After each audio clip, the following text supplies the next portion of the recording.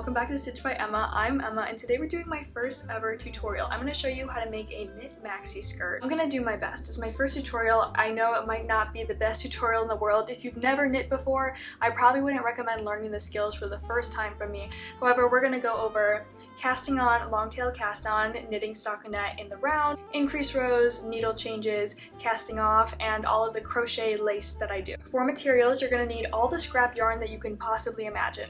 All the scrap yarn that you have, or if you want to do one color or set stripes and don't worry about scraps, just get your own color palette. I like to do this as a scrap project because I find it to be really fun and efficient. I say later in the video you're going to need the longest cord you have. That's silly. I meant to say a 32-inch cord. I don't know if this is the longest kind of cord that they make, but it's the longest kind of cord that I have, so in my head I assumed like, yes, this is the longest cord. I'm not sure, so I want to specify just in case. You're going to need a set of interchangeable needles. I work from the smallest one in my set, the US 4s, up into the US 11s. You're going to be switching out your needles throughout the skirt. If you have a smaller set of interchangeables that you use, then you can probably still follow along, just change needles a little less frequently and add more increase rows and just adjust from there. You're also going to need crochet hooks. You're going to need one that corresponds with the size of yarn that you begin with and a 5mm one for the end. And of course, pair of scissors, stitch markers, all the classic knitting crochet staples. This is a very intuitive project. I'm going to tell you the steps that I take when I change my rows, when I add my increases, how and when I change my colors,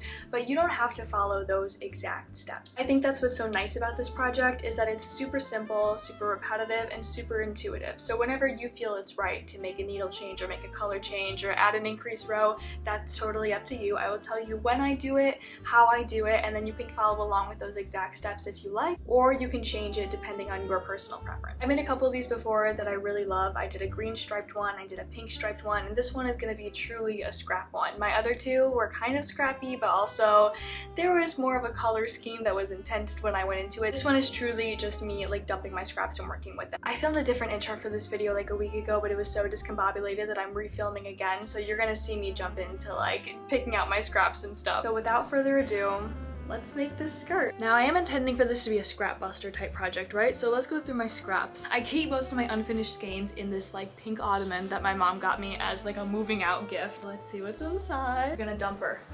Oh, that was not a good idea. That was really fucking stupid actually. I am the mother to many a pink mohair. I have lots of pink and orange in here, so I think that that will be a good route to go. This is a yarn that I'm not gonna use for this, but look how cool it is. I got this at a craft thrift store a while back. I got 4 skeins of this, and I haven't decided what I'm gonna make with it yet, but it's really cool. I might start with something thicker. This is a Malabrigo orangey multi-toned one, and it's really nice. So I think that'll be nice and sturdy to start at the top, because the way I do this is I try to start with something a little bit sturdier at the top to keep it from being see-through, like right by the underwear, and then you can kind of transition into more like free flowy mohairs, see-through stuff. So here's another pink mohair. This one is like angelic. I have a whole skein of hedgehog fibers alpaca boucle in like a really gorgeous pink. However, I think I'm just gonna save that for something special. What? I don't know. Pink mohair, another orangey skein, orangey pink mohair. This is something that I used in one of my other Swan Lake skirts. This is a gorgeous pink and green brown type color. More pink. I'm gonna throw in some greens just in case. I don't know if we'll use them yet, but it doesn't hurt. More and more. And then I have a couple different fibers of white. This is a wool acrylic blend, I believe, and then this is just mohair. Duh. Here's one more thicker green. I feel like we're at a solid mix right now. I think I can work with this.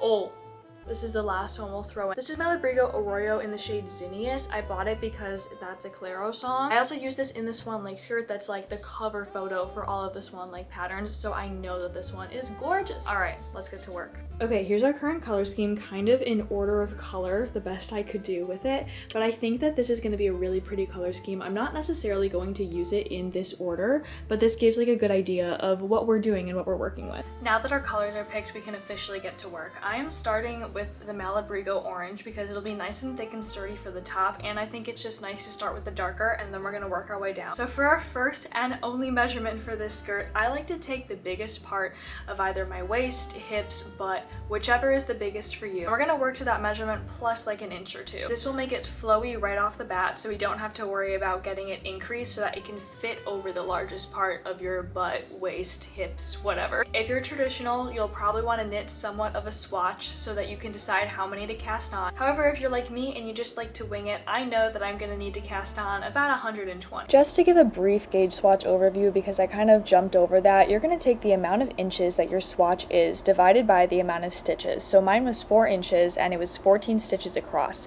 Now I need to get enough stitches to get to 34 inches, which is my hips 32 plus 2 inches. So you're gonna cross multiply, which ends up being 4x equals 479, and then divide both by 4, you know, basic algebra, and I ended up getting 119, which is actually hilarious because my guess was 120, so hey, I got great intuition. We're gonna start super small with the needles, okay? I'm starting with the smallest that I have. This is a US 4, 3.5 millimeters, and the longest cord that I have. We're gonna do a long tail cast on to start. So to figure out how long I need the tail to be, I'm going to wrap 10 loops around my needle. This is the length of 10 loops, okay? So I'm just gonna slowly do this, and I'm gonna measure out what 12 strands of 10 loops looks like. 8, 9, 10, 11, 12. It's better to have too much than too little. Right where I grab, we're gonna make a slip knot. I'm gonna show you the long tail cast on. I'm gonna do my best. If you don't understand it, I would recommend checking out somebody who does like tutorials and that's like their thing. I'm gonna start this by saying there's been construction going on outside for over an hour and I've just been sitting around and waiting for it to stop, but I've hit a point where I need to film this, so if you hear noises, I'm so sorry. But this is how we're gonna do a long tail cast on, okay? So to the left is our long tail, and to the right is the yarn that's still attached to the skein. We are going to drape it over like this, and grab the long tail with our thumb, and we are going to grab the part connected to the skein with our pointer finger, and twist. Okay, let's do that one more time. We are going to grip it, and twist it. So now there's 2 hanging off the thumb. We're gonna put our needle under the part by the thumb, and then we are going to put it underneath and pull that up and twist your thumb, okay? Then we are going to grab this yarn that's connected to our pointer finger and pull it through this little triangle that is formed. Pull through, then we're gonna drop everything and tighten, and that's how you cast on, okay? We're gonna try it again. Grip it, pull it and twist it. I sound like a bop it. And then we're gonna go underneath, through the thumb, twist, grab by the pointer finger, and pull through. And there it is. One more time, and now we're gonna go a little bit quicker, okay? It kind of helps me to see it in full speed, especially when I was first learning. And again, I'm sorry about my thumb, it's a little nasty. Bada bing, bada boom. So you're gonna keep doing this until you have the amount of stitches that you calculated with your gauge, or you're gonna be like me and you're just gonna wing it. I'm doing 120 for about a size small. I got like a 32 hip, and that is what we are working off of. I will see you at the end so I can show you what to do when we start knitting. Okay, so we finished casting on all of our stitches, and now we're just gonna make sure that all of our stitches face in the same direction when we put our circle in a little loop. Now to begin, we're just going to slip the first stitch from our left needle onto our right. And then I'm going to take this stitch marker and place it right there so we know where the row begins. So now we're going to knit stockinette all the way across. And I'm going to very exaggeratedly show you stockinette in case you've never done it before. I will be knitting continental, by the way, which is holding the yarn in your left hand instead of your right like you're crocheting. To knit stockinette, we are going to take our right needle and insert it through the left front of the first stitch on our left needle, just like that. We're going to yarn over and pull it through. Then you're going to take the stitch off the needle. Let's do that one more time. Insert, yarn over, pull through, off the needle. Make sure that you're working with the yarn that's attached to your skein and not the tail if you have a long tail, because I've done that before and it sucks. You got to go through and undo everything. You're just going to continue knitting until you hit the end of the row, and then I will show you what to do so that you're knitting in the round instead of just across. Alright, so I've knit in every stitch in the round. Now we're just going to double check that all of our stitches face the same exact way all the way around the circle. And now we're just going to continue knitting as if nothing changed, but we're going to just keep going in the circle. Slip your stitch marker and continue. And that is literally all you have to do. Now I'm going to keep doing maybe about 10 more rows just like this, And then we are going to do something special to start increasing. So I just knit 6 rows in the round, and now we're gonna do an increase row. We're only going to do a couple rows of this increase row because there's a different way we're gonna be increasing for the majority of the skirt, but I like to add on my physical increases while the stitches are still tight because that makes them a little less visible. What you're gonna do is begin knitting the stitch as you normally would, but don't take it off the needle. You're gonna bring your right needle behind your left and insert the needle from the back instead of from the front. Yarn over and pull through, and now you have 2 stitches on your needle. So you're going to take them both off, and there's your increase. Now I am doing this every 10 stitches, so knit 9, increase on the 10th, and then this way we're going to start getting a little more flow to our skirt. After adding an entire row of this, that would put me on row 7, so I am going to knit up to 15 total rows with this color, and then I will tell you what to do. I'm not used to having this kind of lighting on me. I feel like I look horrendous. I feel like it's important to note though that I kind of just kind of go with the flow when I make skirts like this. I don't do a whole lot of counting set amounts of rows, so I'm just kind of doing what feels right. But I'm telling you the numbers that I'm doing in case you want to do that as well. But I've got the 120 stitches and increase every 10 stitches on the 6th row. We're gonna do 15 with this color. Then we're gonna do our needle change and then our color change once we get to the 15th row. So you don't have to follow that amount of rows specifically, especially because this is a scrap project, knit to your heart's desire. But I'm just going to show you my progress, my process. You can follow along to as much or as little as you like, or you can just use this as guidance for making something totally different. I've knit up my 15 rows and now I'm going to change color. I'm just going to insert my needle as I would any other stitch, and then drape this other color over the needle, pull it through, and then push the tail to the side, and then start knitting with this color. Now you'll notice the weights are different. That's fine. I am doing a scrap project, so there's lots of mixtures of weights in here. After I knit a couple stitches, I'm going to snip off the tail of this other yarn, and then give them a little knot, but I'm not gonna tie it all the way tightly. I'm gonna wait until I do an entire row to do a double knot so that it stays secure without it cinching in the stitches. If you knot your color change too soon, I found that it makes the stitches pucker and makes them kind of disappear and makes the seam more visible. So I'm gonna wait until I do a whole row before doing that. After we knit up one row after the color change, we are going to change our needle size. So I'm gonna grab my interchangeable set and I'm gonna grab my next set of needles in the size range.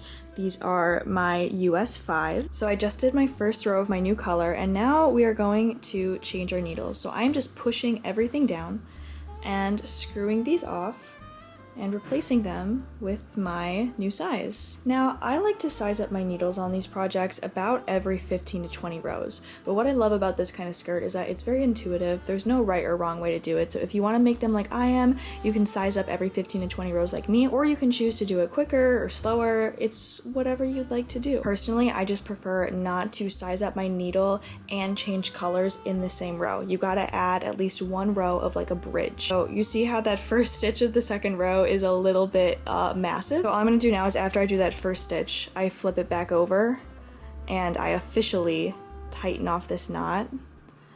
Again, I don't know if any of this is what you're supposed to do. I'm just showing you what I do. I don't want anybody to hate me. Then it goes back to normal size. And those are basically all the skills that you need to complete a skirt like this. There is one other color changing way that I'll show you, because with the nature of this being a scrap project, you might run out of your color in the middle of a row, and it also allows you to have more abstract color changes, more fun stripes and whatnot. So I'm gonna keep knitting with this color for a couple more rows, and then I'll show you what to do when you hit that kind of color changing point. I also may add one more increase row, maybe 10 more rows in. The increase rows themselves I only do at the top, because when you get to the bottom and the needles get bigger, they get a little more visible, which makes the skirt look a little more clunky, which I don't love. Try to keep them towards the top so that when they block out, they become pretty invisible. Let's say we hit the end of the road with our yarn in the middle of a row. What now? How do we switch our colors? Well, we're just gonna magic knot, and if you already know how to magic knot, then, feel free to skip ahead. We are going to hold our yarn parallel to each other, and then wrap the bottom one around, so there is a loop around the top yarn, pull it through, and knot. There you go. Now we're going to do the same thing on this side. We're going to go under, have a little loop, pull through it from the back this time, tighten, and then there you go, it's stuck together. I'm just going to trim the edges. Bam, just keep working. So now that you know basically every skill that you would need aside from casting off and the crochet detailing, we can just kind of freeform our skirt from here on out. I did add an increase row in the green, which you can see right here, and it looks relatively hidden. It looks very nice. I'll probably only add 1 or 2 more of those max. This is my 5th row with the needle size up, so I'm gonna maybe make 10-15 more rows with this size of needles and then size up once more, and then continue that pattern throughout the rest of the skirt. Hi, so we're done with our maxi skirt bones. It's time to learn the ending skills. I want to show you what it looks like, what we're working with. It's quite long, and at first I was considering going a little bit longer, but you have to account for adding a few inches with blocking, adding inches with the belt loops we're gonna make, and adding inches with the bottom lace. So hopefully this will be a perfect length. I'm gonna give you one pro tip. Don't start with a worsted and then go into a fingering like I did. It's not the end of the world, and it's gonna even out with blocking, but it will create a little bit of a little lump right there. Again, not the end of the world. It's gonna be completely fine. I'm gonna speed run what kind of yarns I used. Malabrigo worsted, Shirsticat designs, fingering. This is a Hobby Friends cotton with a Fiber Space Cumulus mohair. This one is another YarnCon hand-dyed one that I had from somebody called Sassy Songstress. This one is Michael's Loops and Threads Merino Luxe from my last maxi skirt. This one is Malabrigo Arroyo and Zinnias paired with a Hobby Diablo. This one is more the orange from the top. Then we have the Hobby Diablo again with a Barocco Vintage DK. Back to the Shirsty Cats with another Hobby Diablo. More of the scraps from the Michael's Loops and Threads. These are some random pinks that I have. They don't really have brands. Plymouth Viento. And then the last one is that same Malabrigo one from up here, held with a different yarn to make it look completely different. When it came to needle size changes and color changes, I did end up changing needles about every 20 to 15 rows, just like I said before. I did it a little more frequently in the beginning, sticking with 15 more in the beginning and then changing to 20 as the stitches got a little bit bigger. As for increase rows, I ended up only doing 3 total. I did one in this stripe, one in this stripe, and one in this stripe, and I just added 1 increase every 10 stitches. You can totally add more than that if you'd like, or less if you have a lot of stitches right off the bat. But for me, I felt like that would be a good amount. I really like the color scheme here. While we're here, I want to talk about alterations for if you want to make this a different length. If you wanted to do a mini skirt with this, which I think would actually be so cute, follow the same exact steps, but change your needles more frequently. This way you are increasing faster, you're getting that flow faster. And I would do increase rows closer to the top a little more frequently, and then you're just going to cast off around here or here or here instead. Make it short and sexy. Casting off is super simple. All we're going to do is knit 2 stitches, and now we're going to insert our needle into the front of the first stitch that we knit and just take it over the second, and boom, that stitch has been cast off. Let's do it one more time. Knit 1 more stitch, go back into the previous stitch, and drag it over, and there you go.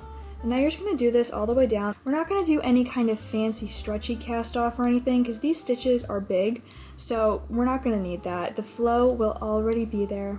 Now that every stitch has been cast off, I'm just going to cut my yarn and then take what's on the needle and pull it through and tighten. And now we're done with the knitting portion and onto the crochet detailing. So we're going to do the bottom detailing first since we're here, and I'm going to use the same yarn combo that I fastened off with, but you can switch up. We're going to go in with a 5mm hook, and I'm just going to take the tail really quick and tuck it in to the next stitch over, tuck it over a few times, send it through the back. You can sew this in properly if you want. I'm going to be lazy in this moment. So now I am just reattaching my yarn in that same little area where we fastened off and leaving a tail in the back, tucking that under. And this part's totally optional, you know, if you want to block right here, if you want to do something totally different, you want to do a different lace trim, you want to sew on like actual lace, that's totally fine. This is just what I usually do for the detailing at the bottom of my skirts. So we're going to chain 1. We're going to skip 1 stitch, and we are going to double crochet into the next. After that double crochet, you're going to chain 3, and then you're going to slip stitch into that first chain to make a little bump, like that. Then you're going to go back and double crochet into the same stitch, and you're going to repeat this 2 more times. The chain 3, the slip stitch into the first chain. Hard to grab sometimes. 1 more time. Slip stitch. And the final double crochet. So you should have 4 double crochets and 3 little loops.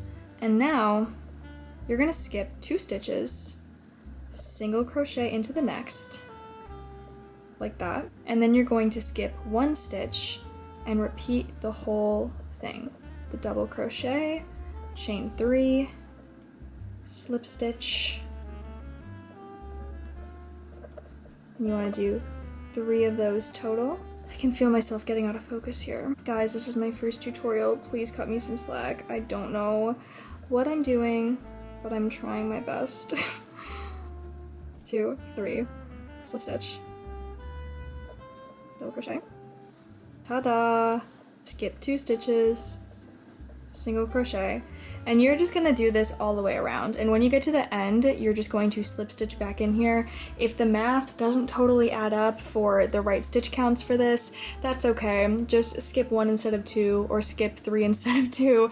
I don't count very much when I do these maxi skirts. That's why I wanted to do a tutorial more so than a pattern, because like I said earlier, it's very intuitive, it's not very rigid. If something doesn't totally line up with the math that I'm trying to do, I just wing it and I add or subtract where needed. So that's the Emma method. Now we're gonna create the belt channel, so I'm just gonna use the same yarn that I used at the top for cohesiveness, and I'm slicing down to a 4mm needle. Pause. Okay, I need to address 2 things that are wrong with what I just said. Number 1, I called a hook a needle.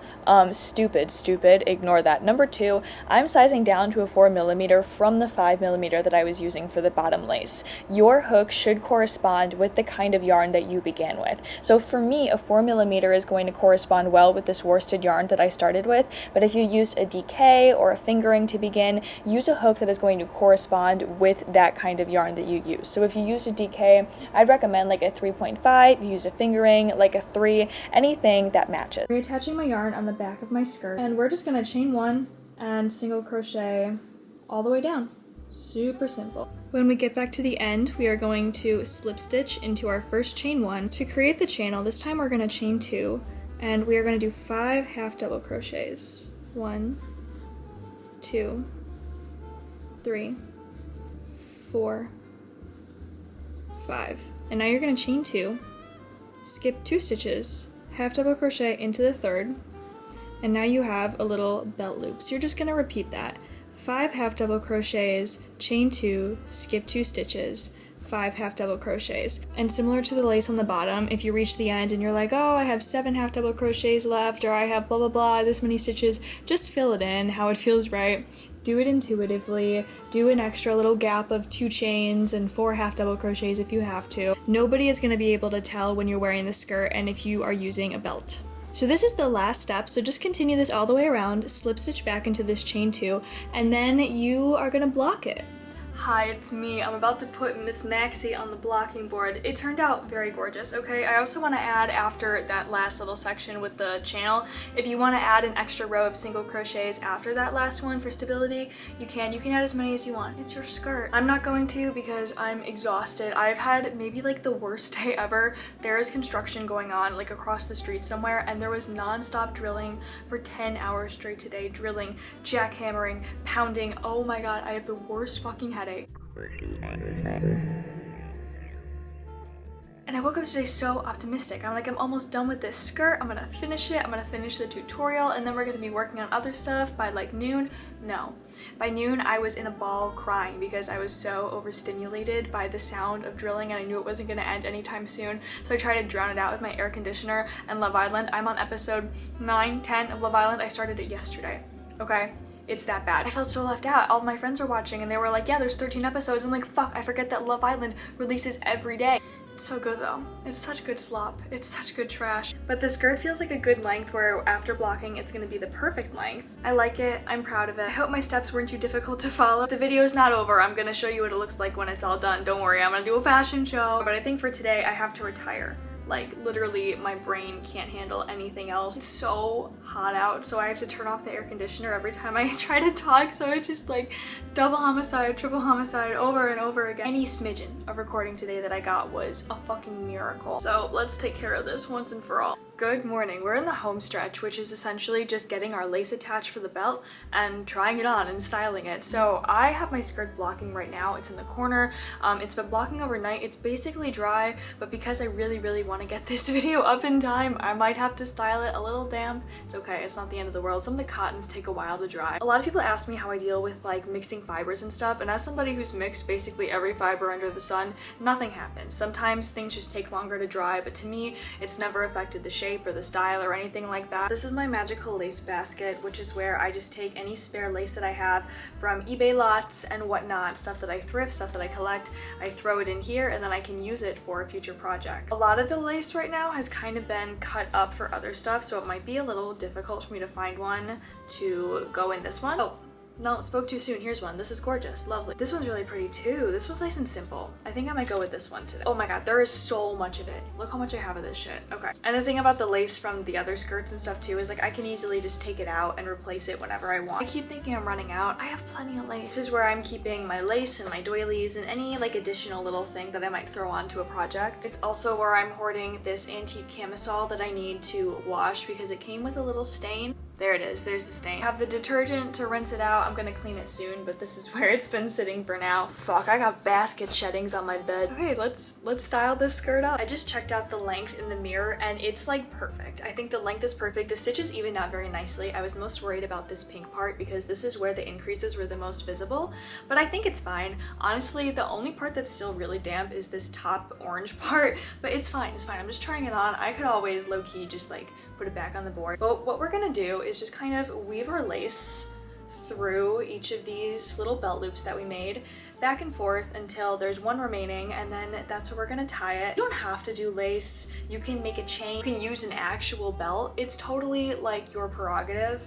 Something I like to do when I make my swan leg skirts that are super scrappy is I hold together every yarn that I used in the project or like a nice little sample of them, and I use a really big hook and I make a very like funky big chain that kind of ends up looking like a braid. That would be a fun option for this too. A couple ways that you could like spruce this up as well if you're looking for a little more is you could do a contrast row in between each color change, which would be every row that you change colors, you purl instead of knit in the round. You can always go in with crochet and add a little like trim in between each row to give it a little more dimension. That's something I've been wanting to do with some of my maxis. And I'm trying to edit most of it out, but I'm so sorry if you hear the construction. It's so bad. It's driving me insane. There's supposed to be severe thunderstorms later today, and God, what I would give for that change of pace. To hear the thunder, oh my god. When I trim my lace, I usually leave it to have like a little bit of leeway here because you're gonna tie it into a bow or a knot, so some of it's gonna get used up. So I like it to not be like as long as the skirt, but you know, maybe like down to the last few stripes. Can I be controversial? I kind of like the smell of wet wool a little bit. I don't know why. Some people say they think it's really gross, and I think I used to, but the more I started like blocking stuff, I started to, I don't know if I just got accustomed to it, or I don't know, I've grown fond of the smell of like drying wool. Please don't call me disgusting. I'm sorry, it's just how I feel. Our lace has been weaved through. Oh, this is looking gorgeous. I can't wait to put this on. She is stunning.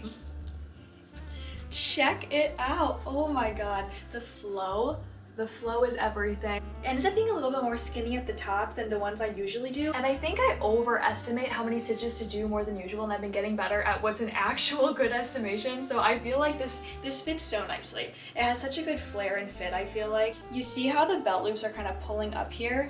That's why you are going to take my advice from earlier and do an extra row of single crochet. Also, don't try it on while it's still damp, because those two things are both contributing to that stretch time. But other than that, this is perfect. She is a perfect skirt. Hell yes. So yeah, that's how I make my maxi skirts. It's pretty simple, pretty easy to follow, I feel like. If you have any questions though, please feel free to ask and I will do my very, very best to answer. I hope it was relatively easy to follow. I did my very, very best. If you decide to make a maxi skirt, please show me. Tag me on Instagram or TikTok or whatever you do. This is my first tutorial of any kind, but this is also like my first knit, you know, explanation video. I mostly do crochet stuff and crochet patterns, so this is all very new to me. And I had a lot of fun, so maybe this could be something I do more of. I don't know, we'll see. Only time will tell. I'm probably much better at crochet patterns, so if you like to crochet, you can check out some of my patterns that I have on my Etsy or my website. I also have a couple pieces for sale. I may eventually add this one to the pieces for sale on my website. We'll see. I really like it, so I might need to wear it at least a couple times. You can check those out if you would like to check out some of my current inventory, which I will hopefully be updating soon. I know I've been saying that for forever, but I mean it. I mean it. It's happening soon. It'll be done by the end of the summer, I swear. But thank you so much for watching. I hope you liked this. I hope it was easy to follow, and I hope you make a beautiful maxi skirt that I cannot wait to see. Bye!